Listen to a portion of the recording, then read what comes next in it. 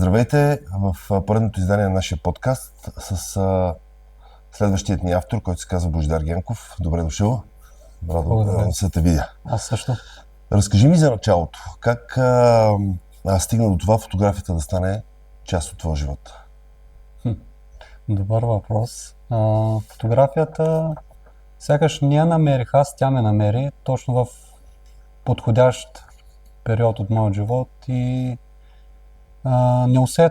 неусетно се намъкна, влезе под кожата ми и така до ден днешен от края на 2018 година, горе-долу края на 2018 година, началото на 2019 започна много интересно. Започнах да виждам неща от ежедневието, детайли, моменти, които ми спираха окото, но към дадения момент все още не можех да снимам, да ги запечатвам.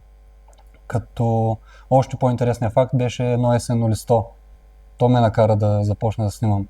Беше просто паднало на земята, беше есен в моя роден град Севлиево и просто видях един етюд, който на преден план ми беше листото, отзади имам есенен градски пейзаж, но аз не можех да го заснема. Нямах познанията, нямах и техниката и просто реших, ще си купя фотоапарат. И познанията как дойдоха? Самоук фотограф съм, не съм ходил на курсове по фотография, за зло или за добро, не знам. Така да се каже по-български, блъскал съм се, но пък интернет е толкова благодатно място в днешно време, стига да искаш да се учиш. Литература си закупих в началото. Аз много се шегувам, че съм един от по-малкото фотографи, които първо си купуват литература, после фотоапарат. Взех си една книга, която е всичко за фотографията и после закупих и фотоапарат и започнах да снимам. Проба и грешка. Какъв ти беше първият сериозен фотоапарат? Помниш ли? Помня го първия фотоапарат, не мога го нарека сериозен. Той сега ми е като от зрънчо се е паднал. Но да, мога ли да споменавам? Разбира се, може всичко да Канон беше. Канон. Година по-късно към правата вяра Sony и до ден днешен така. Добре, това звучи много добре. Да. Какви обективи използваш най-често? За стрит фотография предимно твърди, така наречените фиксирани.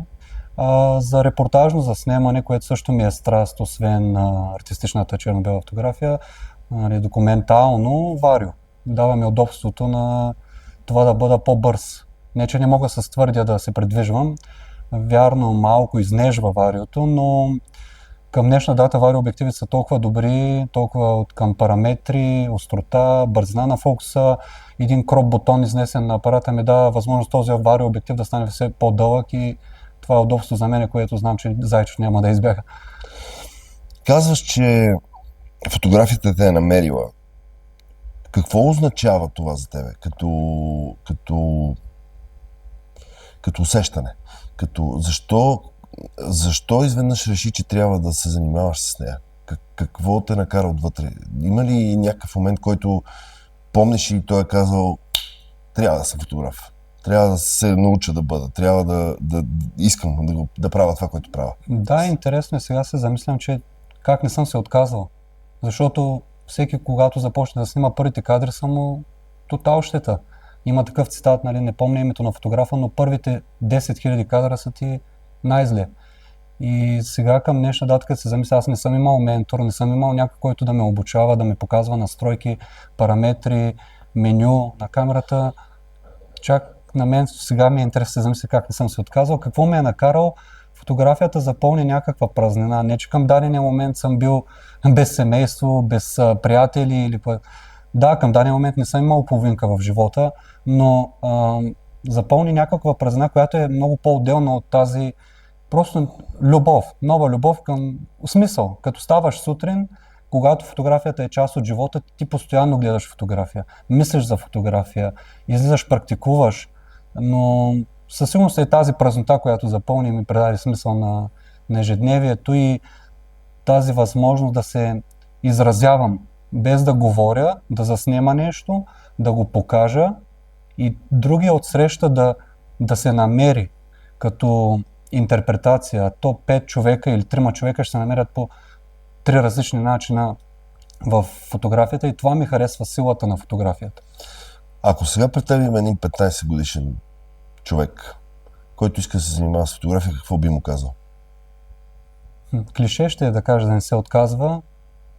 Бих му показал малко по-прекия път, за да не губи време в техническо лутане, а повече да размишлява върху философията на фотографията, не толкова техническите параметри.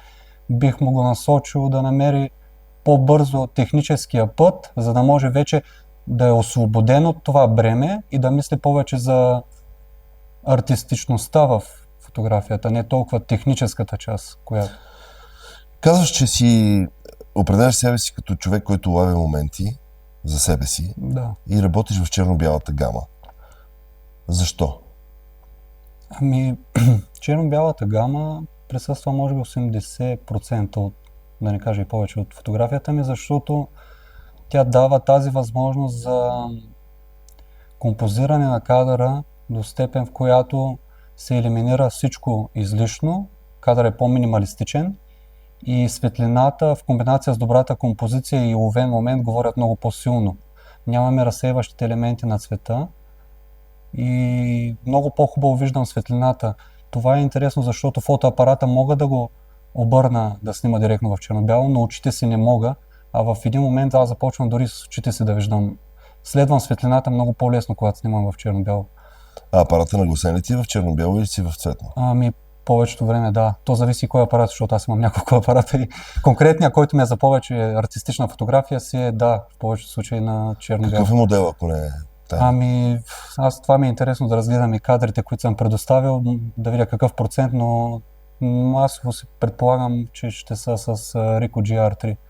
Стрит камерка, която е джобна камера и позволява да е винаги в мен, като пътувам. И в ежедневието. Като каза стрит камера и джобна камера, репортажната и стрит фотографията има много моменти, в които нещата се случват за части от секундите. Аз съм спортен фотограф и знам, че всъщност реално трябва да си подготвен в много от случаите, да бъдеш, как да кажа, с точните настройки и всичко да можеш да ловиш по определен начин. Измисляш ли по някой път кадрите на улицата или просто каквото видиш, това запечатваш? Защото много е трудно да режисираш тези моменти. Да. А как, и другото нещо, което искам да питам е как преживяваш изпуснатия момент, който не може да бъде повторен? Да. Ами ако тръгна отзад напред по въпросите, изпуснатия кадър, да, всеки има такива. Не вярвам да има добър фотограф или дори любител фотограф, който да не го е усещал. Ами казвам си, че утре ще дойде по-добрия. Аз никога не съм на принципа, това е кадъра на живота ми. Знам, че ако днес това е кадър на живота ми, утре е по-силния. Не се успокоявам, че това е най-добрия кадър, а живея с мисълта, че идва следващия по-добър. Относно другия въпрос беше... Други въпрос беше за стрит фотографията като цяло. Дали я изсценирам или Да, улавяме? точно. Ами да, той има два типа стрит фотография, фишинг и хънтинг се казват. Фишинг е да стоиш на едно място, композирал си го в главата си кадъра и чакаш просто да се нагласят елементите и да стане така наречения решаващ момент според Бресон, както е казал великия Бресон, решаващия момент. Другия вариант е хънтинг. Ти вървиш, не спираш, намираш се на едно място, сцените излизат при теб и ти просто трябва да си много бърз. Нали, това е, ти си ловец. В един вариант ти си ловец на улицата, в другия си рибар. Седиш, хвърляш и чакаш да мине човека, да мине ситуацията, светлината, защото някога тя композицията я виждаш, но светлината я няма. Заставаш, това е фишинг. Заставаш, ще изчакам половин, 1-2 часа, ако трябва, да попадне и да се получи комплекс от фактори, които да залепят картинката. Споменаваш в няколко интервюта до сега, че фотографията трябва да бъде продължение, фотоапаратът трябва да бъде продължение на окото ти. Да. Какъв обектив си сложил на този апарат, който ти е продължение на окото? Дългофокусен или широкоъгълен? Да, зависи за кой апарат говорим, ако е този... Метафора е това. Имам предвид, постоянно ли се оглеждаш, докато снимаш с едното око, постоянно ли виждаш какво се случва около тебе или се фокусира върху определено нещо? Ами, може би е разпределено така, не 50 на 50, но 70 на 30. В принцип повече се оглеждам, но се и концентрирам в даденото нещо, защото ако се концентрирам само в даденото нещо, може да изпусна нещо отстрани. Но да, това е при нас страничен ефект, ако мога да го нарека така в кавички за фотографите, че ние много сме наблюдателни. Ние сме като отстрани някой може да види някой добър фотограф като невменяем. Нали? То постоянно се оглеждаш, изглеждаш като нервак. Нали? Защото... Често говорим с моята колежка за вменяемостта на фотографите по дефолт като цяло. Но това е друга тема. Се бъдеш някой път ще засегнем и не. Гонил ли си някой кадър, който не си успял да направиш, но не си се отказал до края от него? И все пак си го направил? Да, сещам се за репортажен кадър на Богоявление в Севлиево, хвърлянето на кръста. Първата година отидох, ентусиаст, с по-слаба техника, това апаратче, което говоря, че е по-пластмасово като от зрънчо. Обектива по-лош, технически по-зле. Получиха се кадри, но не е това, което търсех. Година-две по-късно, да, може би 2, се върнах на същото място с надградена техника, надградени умения. И имам един кадър, който и досега ми е в съзнанието, го помня, нарича се Двамата късметли за кръста. Там успяха двама мъже едно време да хванат кръста, което е прецедент за града, нали, не знам в държавата или в света, но така се и разбраха. Нямаше един, който да го хване. Кандидатствах със същия кадър в конкурс година по-късно в България. Взех златен медал, което отвори един така апетит за участието ми по конкурси и да си сверявам часовника. Важни ли са тези конкурси за теб? Да, някои ги наричат, нали, чисто чесене на его. И да, и не.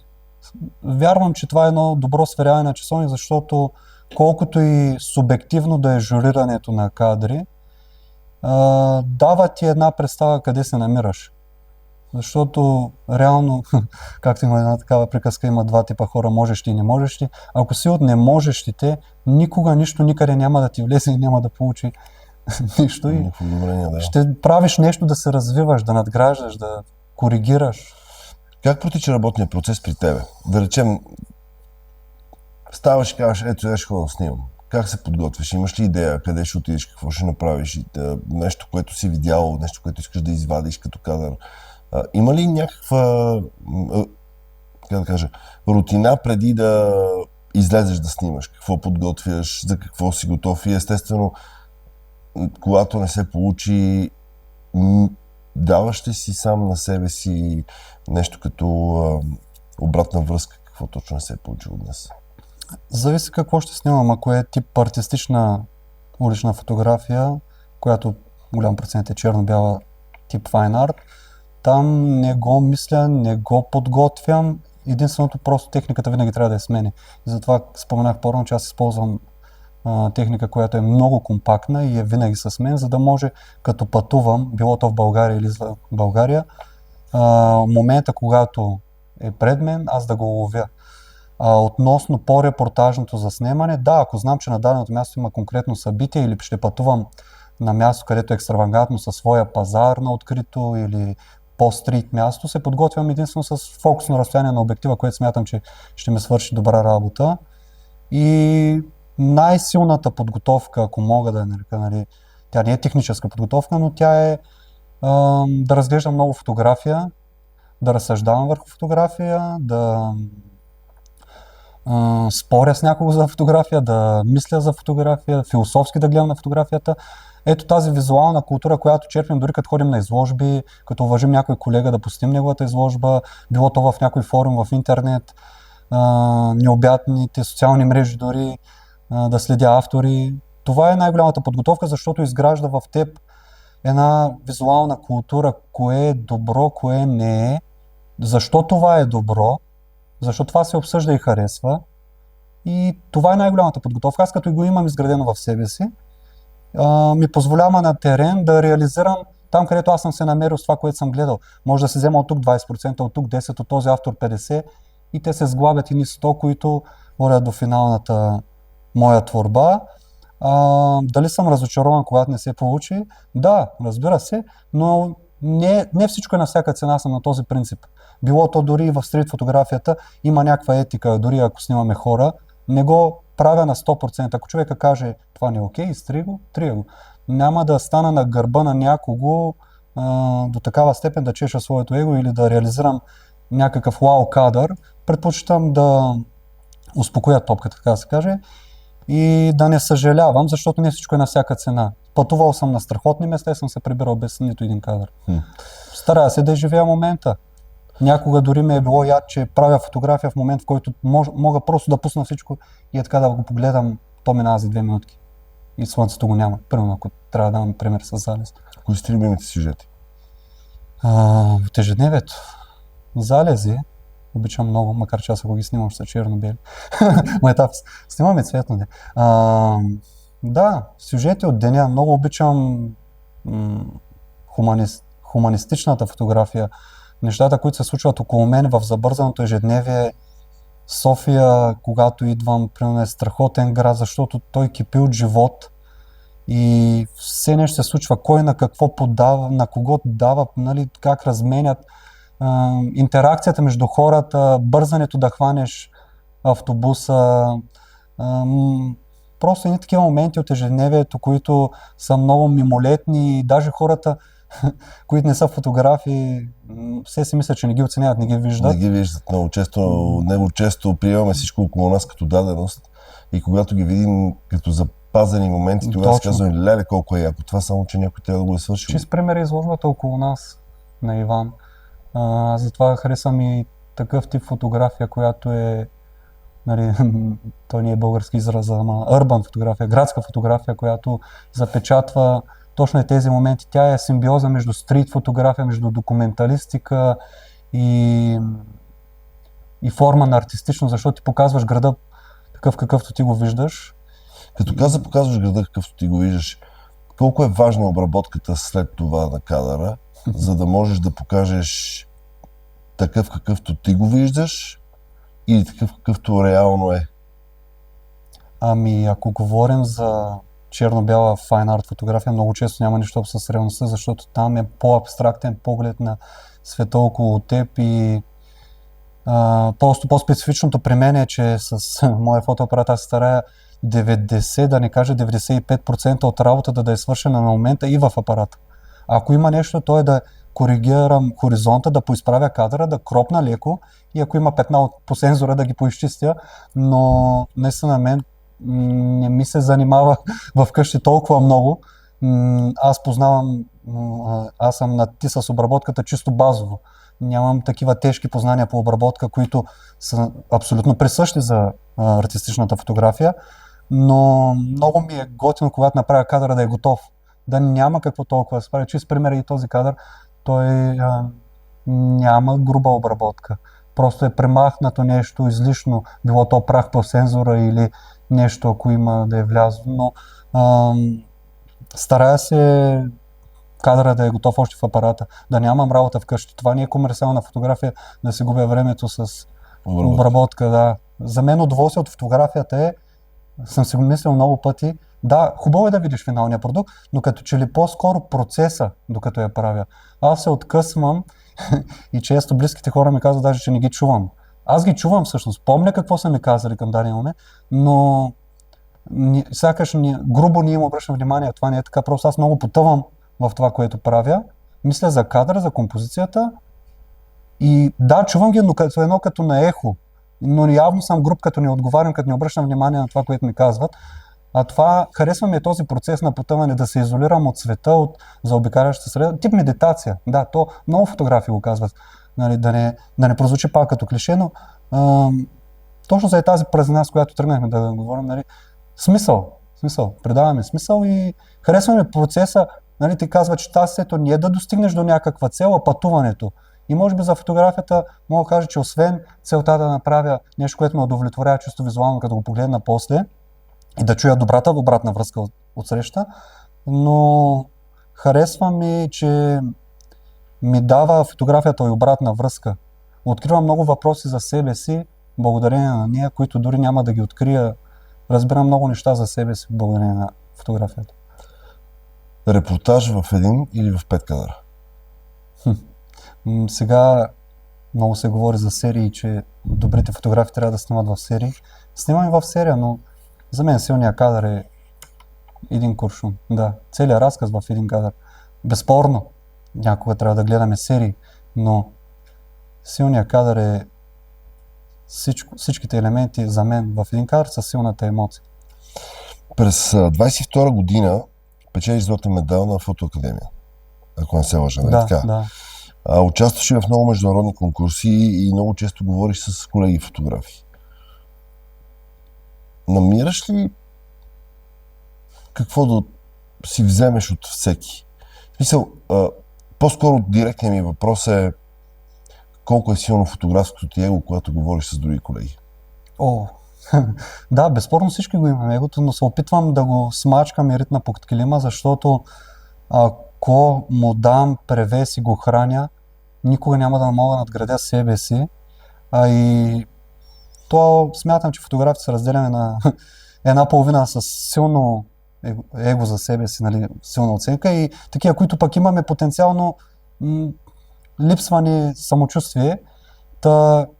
Чувал съм от други хора за мен, че като ли спадам към тия, които недостатъчно оценяват себе си и работата си, така че може би имам го, за да участвам по конкурс, със сигурност го имам и го чеша, но по-скоро като че ли, когато разговарям с други колеги, особено ако са по-нависоко според мен и за мен и останалите ниво, смятам, че го потъпквам и го снижавам до ниво, в което издигам в кул този човек, за да мога да попия, да излеза и ако мога, така както се казва, да надмина учителя си. Как се отнасяш към критиката? Градивно. Градивно. За мен е много ценна, даже като получавам позитивна обратна връзка и не съм доволен, те ме питат защо, нали? Ние харесваме нещата. Да, но аз искам другото, защото за да подобря себе си, на мен ми трябва, кажи ми кое не е добре, но често за да ти го каже някой трябва да е по-добър от теб. Нали? Нормално е човек, който е по-средно или по-ниско ниво да се впечатлява от нещата ти, без да ти даде. Но не знаеш, да, някаква оценка може да ти даде човек, който дори не се занимава с фотография, не е нужно да е фотограф. Фотографите обикновено сме единаци, вълци единаци. Ходим си, гледаме си някакви неща, както ти самия каза, философстваме си на ум, не чуваме другите хора. Обаче от време на време се налага да бъдем пред хора и да показваме работата си. Изпитваш ли некомфорт, дискомфорт, когато се налага да говориш пред публика, когато се налага да покажеш своята работа? Достатъчно уверен ли си в себе си, така че да кажеш на хората, вижте, ето това го направих аз и съм горд от себе си? Да, не се притеснявам от това, защото първо, ако не снимах, нямаше да показвам. Но аз снимам и смятам, че фотографията, за да бъде завършена, освен да бъде видяна, заснета, тя трябва да бъде изподелена. Живеем във времена, в които споделяме в социалните мрежи и в интернет необятно много, стига да решим. Трябва да показваме нещата си, за да може да бъдем забелязани. Чист пример е моето присъствие тук днес. Ако аз не бях споделил нещата си с вас, нямаше да водим този разговор. За мен завършената фотография е да бъде видяна, заснета и споделена. Харесва ли ти галерията? Даже нямам думи. Да. Това е една идея, която 3 години общо взето я градим с моя колега. И общо взето мисля, че се получи много добре. Това е първата изцяло 100% фотографска галерия в България.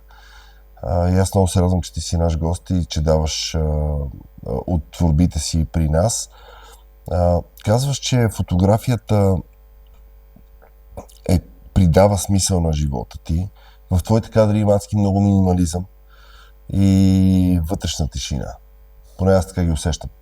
Аз също съм фотограф до някъде, но нещата, които гледам при теб, са наистина впечатляващи в посока, в която аз си давам сметка, че реално много трудно бих се справил с подобно нещо, според моята гледна точка. Изпитваш ли в моментите, в които снимаш, има ли случаи, в които така изпитваш дзен? Да. По-рано даже го казах. Вътрешно спокойствие. Така просто да стоиш и да си гледаш това, което искаш да направиш като кадър и да си убеден, че ще се случи. Да, много е интересно няколко как се нареждат елементите. Ти си го видял, композирал си го, седиш, чакаш и просто, нали, дори един пример, казваш една птица да премине и тя идва. И аз си казвам, има Господ. Точно в тези моменти си го казвам и следващата мисъл е, има обича. Защото имам такива кадри, в които просто е липсал човешки елемент, фигура, силует да влезе, защото аз се старая в артистичната си фотография да няма идентичност, да липсва да е анонимно присъствието на човека и човека влиза. Имам такъв кадър, който съм ви изпратил, той се казва Незабележимо. Видях светлината, видях композицията, но нещо липсваше и този човек влезе. Той се разхождаше просто там около паметника и толкова минималистично допълни кадъра и даде едно усещане за пространството, за мащаб и оттам ми дойде и името, нали, незабележимото присъствие на човека. Но да, дзен е. Кога усещаш, че фотографията не е просто изображение? Не е просто... Има ли моменти, в които правиш един кадър и кажеш, това е точно това, което си представях и не вярвах, че ще се случи? Да, може би звучи нарцистично, но да, в някои си кадри си казвам, фотографията не е просто фотография, както и по-рано 2-3 пъти споменах, философия. Имаше един много хубав цитат, не знам, българин го е казал, ако не се лъжа. Фотографията е философия, затова давайте да учим техническата част, че да я забравяме. И до такава степен трябва да владеем, че да можем да я нарушаваме, както и правилата в фотографията, защото в един момент, особено ако снимаш по-артистично, тя е такава философия, че трябва да забравиш дори за правилата и да дадеш предимство на вътрешния глас. Обичаш ли да нарушаваш правилата? Ами, да. И сега ще метна в една друга посока. Ти си преподавател по електроника и електротехника. Там Да. как си с правилата? Зависи къде се намираме, да. Зависи от институцията и мястото. Но да, има си правила, които... А как тези два свята се събират? Ами, може би имат общо сега, нали, да не кажа, че са различни, но със сигурност едното влияе на другото, защото старая се, имам ученици, които така са запалени по фотографията и щъкат около мене. Запалих ги доста, водя ги по изложби. Говорим се за фотография. Има един ден, в който се събираме в училище след обеда. Показах им правилната марка. Майтапс. Майтапиш се за правилната марка или че си ми я показал? Не показах я. Хубаво е, когато може на един млад човек особено да въздействаш с добър пример, защото те достатъчно виждат лоши примери, смятам, в ежедневието и фотографията и на тях им предава смисъл. Особено когато започнеш да им говориш така по-дълбоко за фотографията, те почват да виждат един кадър, защо точно е заснет, не просто като един възрастен да погледне, да каже, какво гледаме тук, какъв точно дърдет ли ти, нали? Ти нямаш То няма нищо тук, то няма нищо, то черно. Нали, някои хора просто като погледнат кадъра и доста така негативно се изказват, но аз го приемам, защото просто трябва да израснеш за дадени неща и да имаш по-дълбок свят вътре в себе, за да го видиш. И когато можеш да го изградиш още в един млад човек, точно с гледане на фотография. Затова се старая в нашия малък роден град, понеже ние имаме фотоклуб и често правим изложби, да ги водя. 2-3 може да са от всички, но да изграждат тази визуална култура, на живо да виждат кадрите, защото те достатъчно време прекарват пред екраните, но като видят фотографията на живо и те се впечатляват, отиват дори отблизо, така гледат я, оценяват принта, оценяват печата. Как успяваш да съчетаваш фотографията и семейството? И семейството подкрепя ли те? Това е много важен въпрос. Да, всички вкъщи много се радват и развълнувах се, защото като взех първия си фотоапарат, споделих на баща ми и той беше така, давай, взимай го. Докато майка ми малко по-скептична, пък към днешна дата тя се радва още повече. Имат ли твои снимки вкъщи? Да, не един път съм подарявал на брат ми, на родителите ми, оценяват го. Ако до теб сега дойде някой младеж и каже, искам да занимавам с стрит фотография, обаче се притеснявам от реакцията на хората. Какво да правя? Да продължа ли да се притеснявам, да ги питам ли, да си снимам без да се обаждам ли, мога ли да ги пускам да се виждат? Ти какво би го посъветвал? Притесняват се не само младежите, и възрастни хора, с които общувам, нали, фотографи, любители и хора, които те първо се почват да се занимават с фотография, особено от стрит фотографията, защото най-често стрит фотографията свързват с снимане на хора. Стрит фотографията не е само снимане на хора, да, силната документалистична част, хуманистична на стрит фотографията е да снимаш хора в тяхната среда и навици и бит, но Аз често ги съветвам просто да не се приемат за престъпници. Ние фотографите не сме престъпници. Отиваш, дори ако трябва да разговаряш с този човек. Не винаги добрата стрит фотография да няма комуникация между обекта и теб. Има много примери дори в България за добри фотографии, ако мога да споделя, нали, Разбира се, винаги. Милан Христев, на когото се възхищава много. Той е един от пионерите на българската стрит фотография. Той е известен точно с този по-интерактивен метод с обекта, който снима, по-агресивно му влиза, дори разговаря с него.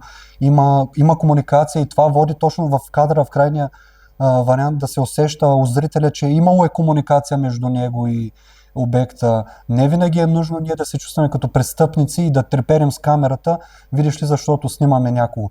И дори да го снимаме без неговото съгласие, той да ни види, пак казвам, да има комуникация. Отиди, покажи му го, усмихни му се, покажи му, че ти си добронамерен, ти не си престъпник, ти не искаш да му откраднеш душата, както някои племена са смятали пред години за фотографията, че като ги снимаш им крадеш душата. Отиди, покажи кадъра, извини се, ако трябва ще го изтриеш. Обясни с какви намерения го правиш. Нали, когато нямаме корисни, лоши цели и комуникираме с обекта, който заснемаме, аз не мисля, че би имало и дори проблем. Но да, има едно удоволствие някога да снимаш без да са те разбрали и видели, защото ти взимаш момент, в който те са истински, нали, няма го, но затова има различни типове стрит фотография, документална, концептуална, артистична, нали, всеки избира на къде да се насочи. Аз много обичам и документалната, освен артистичната, защото там запаметяваме къщата от живота, от света такъв какъвто е. Ако погледнем сега стрит фотография от 50-60-те години, било то в България, хайде не се е снимал чак толкова много, макар че има, но Ню Йорк или на друго място, ние ще видим такъв дух на улицата, самото облекло на хората, как са се носили тогава, какви коли са карали, как са се хранили. Благодарение на точно тези стрит фотографии, нали, които са си позволили и са били безстрашни да ги заснемат. Малко по-сериозен въпрос. Как виждаш бъдещето на фотографията в България? Следващите 5 години, 10. Надявам се, да не казвам, надявам се, вярвам светло. Ако има повече галерии като тук, тази, в която се намираме, да има физически допир с фотография, да има закупуване и оценяване на фотография, да има оценяване на труда на фотографите, не само какво е вложил чисто финансово за техника, какво е вложил дадения човек като умения, като душа в кадрите си. Мисля, че даже биха се сторили на купувача ефтини и биха се купували им повече. Така че, за да има бъдеще фотографията, тя трябва да се споделя, оценява и това. Ако можеш да се върнеш 5 години назад, какво би си казал с знанията и акъла, който имаш в момента? И в фотографски, и в личен план. Не знаеш какво те чака. Стягай колана. И на коя дупка е колана? Предпоследна. Моята се. По-назад има дупки за стягане, но много е голямо удовлетворение, когато се случват неща, когато видиш, че някой забелязва потенциал в теб и те стимулира да продължаваш, било то в къщи, било то в професионален план. Когато хората оценяват и виждат потенциал в тебе, това те стимулира безспорно повече, но да. Чувства ли си творчески застой? Разбира се. Аз не вярвам да има творец, който да е 365 дни продуктивен и 24 часа да... Как се справяш с това? Изчаквам да премине, освобождавам се, спирам, нали, дори не снимам, но обикновено когато не снимам, аз гледам фотография. Рядко се случва, нали, така, да, имаме дни, в които да се откъснем изцяло от билото от фотография, защото за това говорим днес, но гледам да не ми влияе. Имам някакви месеци, в които така няма дори един кадър и се чувстваш, още ли съм в играта, и като направиш нов кадър и си кажеш, мога го още, нали, не съм за изхване, но Факт е, че аз съм си говорил и с по-опитни и по-възрастни от мен фотографи, питал съм ги, всеки има такива периоди, дори за 2-3 месеца, при някой може и повече, но не трябва да ни демотивира, това е нормално, това е част от процеса. Ти не можеш да се развиваш, ако постоянно снимаш. Или ако постоянно бълваш нещо, ти даже дори можеш да свалиш нивото. Трябва да има моменти, в които се спираме и повече наблюдаваме, отколкото снимаме. После като се върнем на терен, ние дори сме по-добри от предния път. Сякаш правим 2 крачки назад, за да скочим повече. Ако не ги направим това разстояние назад, за да направим един лъвски скок, няма да го направим. Може да паднем. Много, много интересна теза. Много интересна теза. Наистина. Имаш ли нужда от муза? Да, всеки има нужда. Каква е твоята муза? Подкрепата. Близките хора. Добрата фотография, която гледам. Срещата с други фотографи, фотографски пленери, семинари, състезания, на живо дори. Не говоря за състезания да се качиш снимката и да чакаш какво ще каже журито. Участвал съм на състезания на живо, които са за 24 часа, трябва да направиш 24 силни кадра по 24 теми и просто времето тик-така и като се сблъскват време и продуктивност, артистичност, предизвикателство още по-голямо и това ме мотивира. Това е музата ми, нали, подкрепата, да виждаш, че имаш рамо, на кое да разчиташ и усещането, че се получават нещата, че канят те в подкаст, че харесват фотографията ти, че тя ще се материализира. Много обичам материализирана фотография, нали, принт фотография, която е вече в тяло, да не е само дигитална. Това е принт на стъкло. Да, на стъкло. уникално. Просто това е най-голямото удоволствие. Смисъл, не са. И ако го видят и повече хора под материален вид, нали, много по-ценно от лайковете. Когато е най-тъмно, какво осветваш, така че да продължиш напред? Аз съм се разсъждал, те дори кадрите са ми малко меланхолични, като че ли повечето, освен минималистични. И съм се питал защо. Щастлив съм, към даден момент чувствам се добре, имам близки, имам семейство, имам покрив над главата, имам храна, имам фотоапарат, имам техника, но явно има нещо вътре в мен и точно кадрите, композицията, всеки един ми дава всеки сам за себе си с заглавието, дори което изведнъж идва, ми дават някакви отговори за какво има вътре в мен е останало от предни години. От изминали години. Нещо, което е запълнила фотографията и може би тя за това е дошла, за да ми дава отговори и аз много го оценявам. И ми е много ценна срещата с други фотографи. Чист пример е, ако може, нали, твоята работа. Твоята работа, защото аз те следя от години и имам афинитет към репортажа. Смело мога да кажа, за мен си най-добрият спортен фотограф в България и не случайно заснимаш такива събития. Както и в онлайн разговора, аз ти казах, хубавото при теб е, че ти си силен репортажен фотограф, който вкарва артистизъм в кадрите си и това се оценява на световно ниво. Самата среща, аз съм супер щастлив, че днес съм тук и разговаряме, че имам възможност да съм част от тази галерия. И аз съм много благодаря за което. И може би, да, фотографията е просто, не знам как да я опиша, нали? Толкова празнини запове и толкова срещи с най-различни хора покрай различни събития, изложби, фотопленери. Запознал съм се с хора, които ми помагат и до днес. Пътуваме, снимаме. Аз помагам тях, те на мен. Но това да не е саможиво. Да, фотографията е саможиво занимание, може би в някакъв аспект, но това обогатяване, да се чувстваш, че познаваш дадени хора и те са за теб и биха ти помогнали, е страхотно. Ако можеш да имаш неограничен ресурс, неограничено време, какъв проект би създал? Имаш ли проект в главата си, мечта, нещо, което Божидар Генков иска да направи, но не му стига време, не му стига средства, не му стига не хъс, ами по-скоро страх го е да направи леко крачката напред.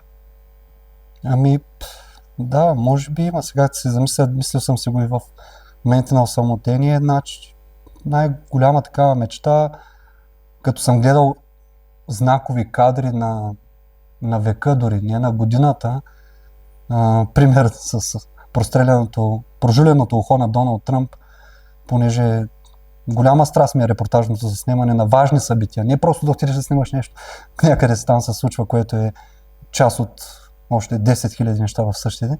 Такива знакови моменти, може би ми е мечта да бъда репортажен фотограф в много сериозно място, с много сериозни моменти. Наскоро гледах кадър на филм, проявен, който е от Кулите близнаци, и на този кадър една жена просто скачаше от прозореца, защото огъня отдолу идва, те се задушават и спасение няма, но тя просто предпочита да се хвърли. Просто като го видях този кадър си казах, смесица от чувства. Силата на фотографията, безмилостта на случващото се и великия фотограф. Защо да казвам велик?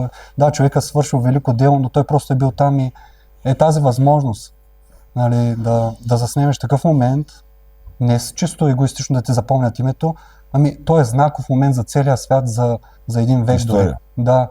И това е голямо удовлетворение, че ти си бил там и си го заснел и си го показал на света. Живеем във времена, в които видеото е много по-вайрал, хубавата българска думичка, но ето е силата на фотографията. Част от секундата, закована, и ти виждаш как просто някой в изблик на немощ предпочита да отвори прозореца, да се хвърли, отколкото да умре в огън и в пушък.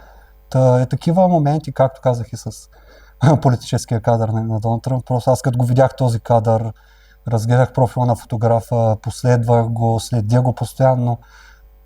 Техниката дори много се зарадвах, като му я видях. За мен беше мечта да имам този обектив. И да, това ми е смисъл. Кадър, който просто не е така да мине между всички милион кадри днеска, които се публикуват, ами това е кадъра на годината, на века, и хората го помнят.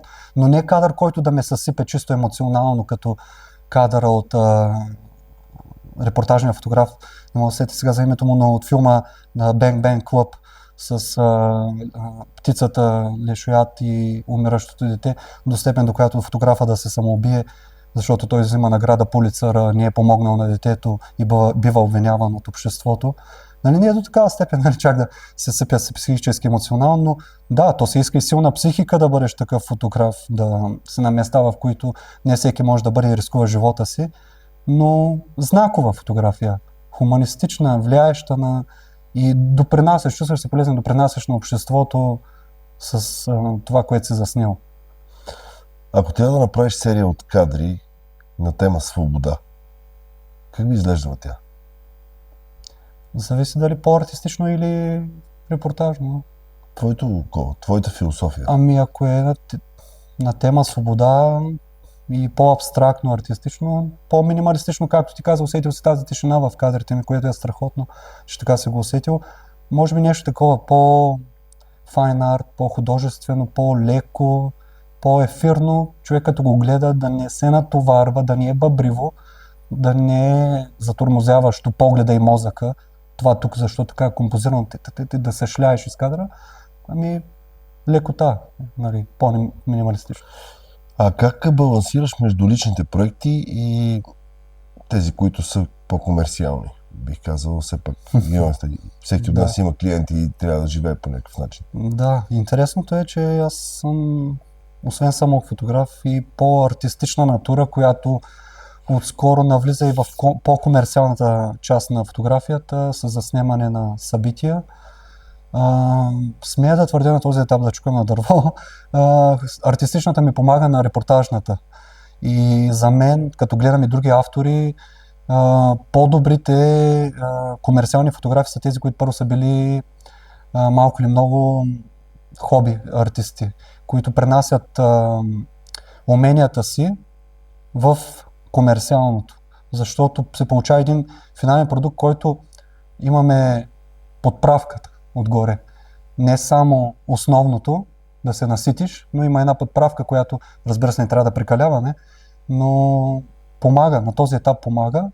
И хубавото е при мен, че не ме е погълнал до степен да съм изцяло комерциален фотограф, който да няма време и дори да поглед вече за артистичното. Старая се артистичното да има превес над комерциалното, затова си подбирам, имам тази възможност на този етап да подбирам, ако има комерциален ангажимент, той на първо място да ми предава смисъл, защото аз ако не виждам смисъл в даденото с нещо, няма да го заснема дори то да се заплаща.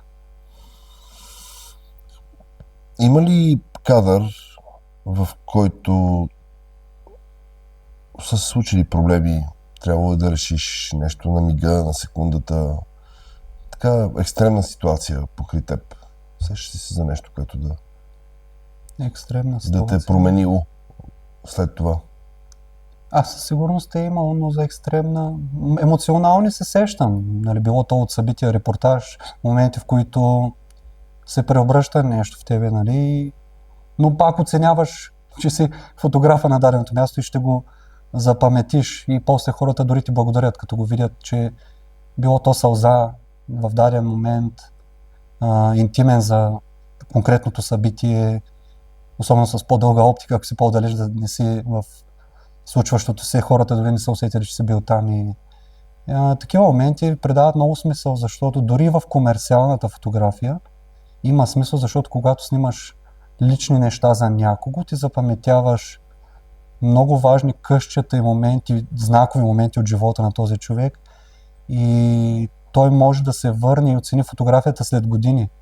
Нали, повече хора, които не оценяват като фотографите и не виждат фотографията като нас, те оценяват снимките, оценяват фотографията към даден момент, но те чисто емоционално подхождат. Като минат години, дори могат да ти пишат и да ти кажат, да разбрах какво ми каза. Нали, силата на фотографията е дори някога като поотлежи, като виното. Хубавото вино е като поотлежи. Та и фотографията. Имаш ли мечта? Със сигурност, даже не е една. То какво сме хората без мечти? Вода, ходеща вода. Каква е мечтата, която наистина искаш да се сбъдне? Ако мога конкретизирам, да се побера в една, да не стихва ентусиазма ми, да не изстива окото ми, да не спирам да виждам нещата, които виждам, които заснемам. Благодаря ти много за това интервю. Аз също благодаря. Ще се видим на изложбата и на откриването и успех напред, често от сърцето и го пожелавам. Нещата да се случват с лекота. Дай Боже.